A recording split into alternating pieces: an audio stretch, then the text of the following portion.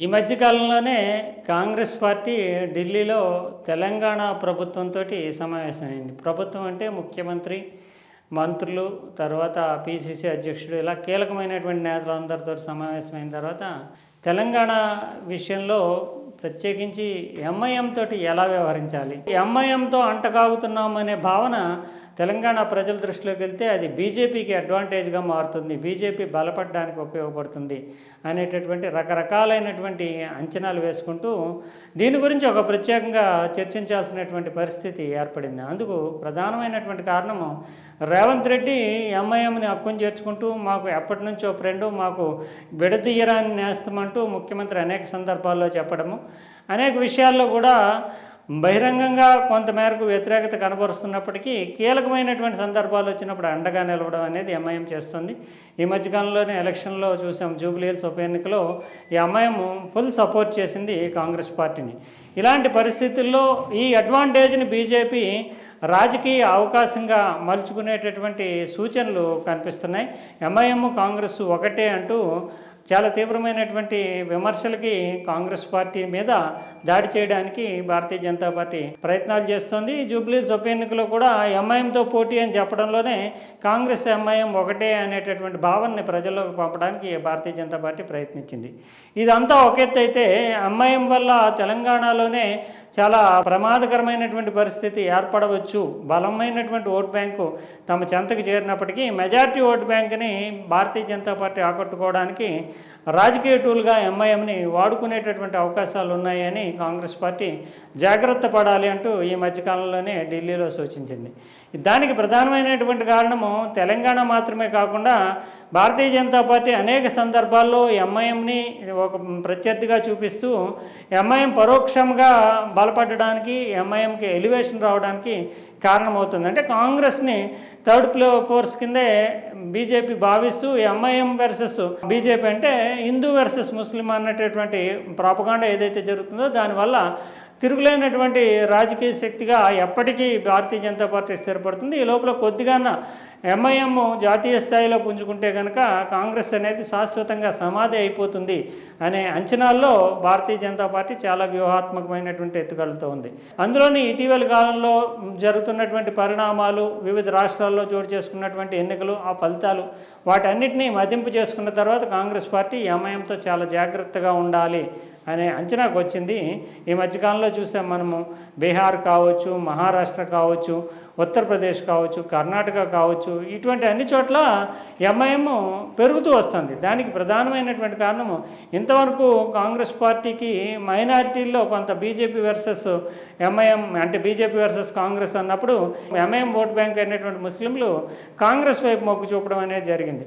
కానీ ఇప్పుడు కాంగ్రెస్ ఓటు బ్యాంకులోకి చొరబడుతూ వివిధ రాష్ట్రాల్లోని భారతీయ జనతా పార్టీ వ్యతిరేకంగా మనకు మనం ఓటు వేసుకోవాలనేటటువంటి ప్రచారంతో ఎంఐఎం బలపడుతూ వస్తుంది. ఇది కాంగ్రెస్ ఓట్ బ్యాంక్ని చీల్చుతోంది.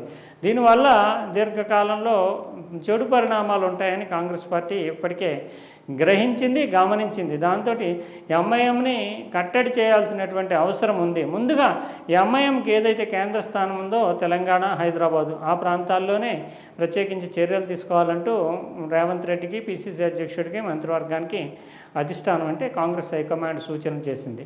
ఇప్పుడు ఎంఐఎం సైతము కాంగ్రెస్ పార్టీతోటి అంట కాగినంత కాలము తాము ఎదుగుదల కుచించుకుపోతుంది.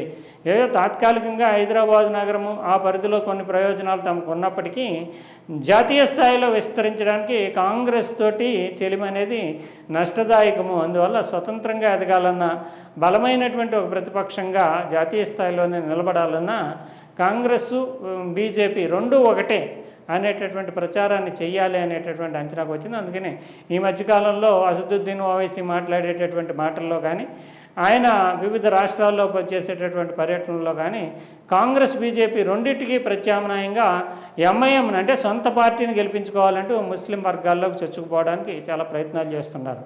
ఇప్పుడు తాజాగా హైదరాబాద్లో సైతం అంటే ఇక్కడ ఉండేటటువంటి ఎంఐఎం వింగ్ చూస్తున్నటువంటి అక్బరుద్దీన్ ఓవైసీ సోదరుడైనటువంటి అక్బరుద్దీన్ ఓవైసీ కూడా ఇప్పుడు ముస్లింలతో పెద్ద ఎత్తున సమావేశాలు జరుపుతూ ఆయన ఒక ప్రత్యేకమైనటువంటి పిలుపు ఇస్తున్నారు. రేవంత్ రెడ్డి, యోగి ఆదిత్యనాథ్ ఇద్దరూ ఒకటే. అంటే యోగి ఆదిత్యనాథ్కి బుల్డోజర్ సీఎం అనేటటువంటి పేరుంది. ఆయన ఏదైనా నిబంధనలకు వ్యతిరేకంగా ఉంటే కోలుకొట్టుకుంటూ వెళ్ళిపోతారు. మసీదులైనా, దర్గాలైనా, చర్చిలైనా. ఇది ఆయనకు ఉండేటటువంటి ఒక ప్రత్యేకమైన ముద్ర. దాని మీద ముస్లింలు ఎక్కువగా యోగి ఆదిత్యనాథ్ తమను టార్గెట్ చేస్తున్నాడంటూ ప్రచారం చేస్తుంటారు. ఇక్కడ రేవంత్ రెడ్డి కూడా యోగి ఆదిత్యనాథ్ లాగే ప్రవర్తిస్తున్నాడు. ఇక్కడ గడిచిన 2 ఏళ్లలో అధికారంలోకి వచ్చినటువంటి తర్వాత కాంగ్రెస్ పార్టీ 6 మసీదుల్ని, దర్గాల్ని కూల్చివేసింది. అందువల్ల అటు కాంగ్రెస్ కానీ ఇటు బీజేపీ కానీ తమకు అన్యాయమే చేస్తోంది. మన ఓట్లు మనమే వేసుకుందాం, మనంతట మనం బలపడదాం అంటూ అక్బరుద్దీన్ ఓవైసీ ఒక పిలుపు ఇచ్చాడు. ఇది కేవలం ఒక పిలుపుగానే కాకుండా ఒక స్ట్రాటజీగా ఎంఐఎం రూపకల్పన చేసుకుంటుంది అంటూ రాజకీయ వర్గాలు భావిస్తున్నాయి.